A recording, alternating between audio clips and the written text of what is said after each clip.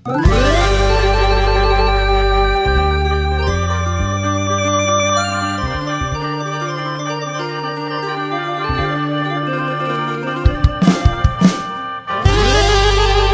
สาว14ยัง15สีเขายังบ่ทันได้เป็นสาวเจ้าอย่าเฝ้าสิ่งสุขดอกก่อนลาคนงามยังเป็นสาวเด้อสำน้อยอย่าเกินร้อยดอกก่อนไว้ลาขอถนอมตัวไว้ใส่ความสาวให้มีค่าละสิ่งพ่อแม่ให้มาขอรักษาให้ได้อย่างไว้น้อยเจ้าก่อนยาวละบ่ทันถึง20 ปีอย่าเฝ้าเอาเศร้าไว้ก่อนละเด้อแฟนให้ห่วงแหนความสาวอายุสาวจังมีสอง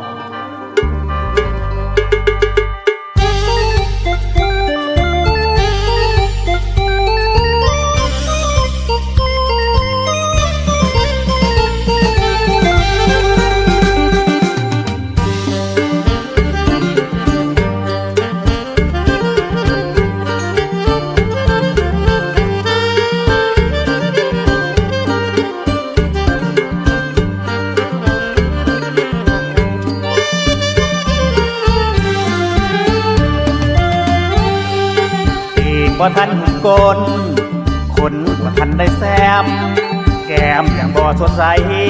ที่ไข่ยังบ่ทันหลอนยังนอนอมหัวแม่มือบางมือยังเหี่ยวใส่บอลสายเบอร์ไว้สายเบอร์พึ่งร้อนสายเบอร์ไว้สายเบอร์พึ่งร้อนยังนอนเล่นนมกี่แม่เดี๋ยวแย่ก่อนไว้อันควรแต่งตัวในยั่วยวนผู้บ่าวปวดว่าตัวเองเป็นสาวปวดว่าตัวเองเป็นสาวเดี๋ยวบอกกะลาบาดวันเห็นผู้บ่าววิทย์ปลาแหลมถือเกียน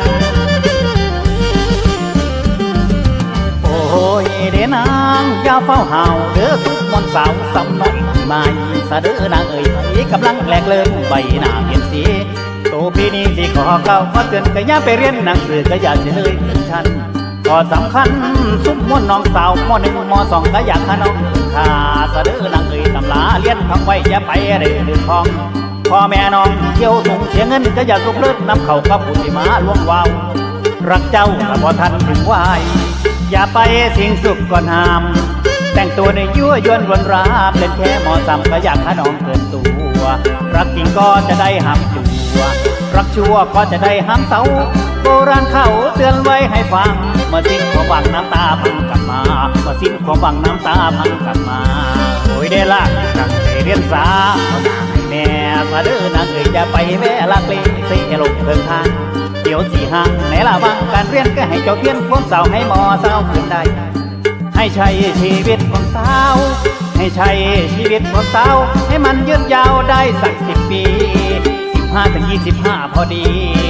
15-25พอดีชีวิตสุดนี้ให้มันนานๆย้อนยานตอนเฒ่าตอนแก่นี่แม้เวลายืดยาวอย่ารีบตัดตอนความสาวอายุเกินสาวจังค่อยตึกพอดี20 ปีจังค่อยมีแฟนสอนแม่คนต่างวันอย่าเป็นหวัดป่วยบ่มสะเด้อนางเอ๋ยไปอยากเป็นเอ๋ยแม่เจ้าให้เอาไรกว่าสาวเปรียบมากเผาให้มันแก่พ่อแก่เปรียบมากเผาให้มันแก่พ่อแก่ก็อย่าละแวงมีแฟนผู้ก่อนไว้เด้อน้องก่อนไว้พ่อเด้อน้อง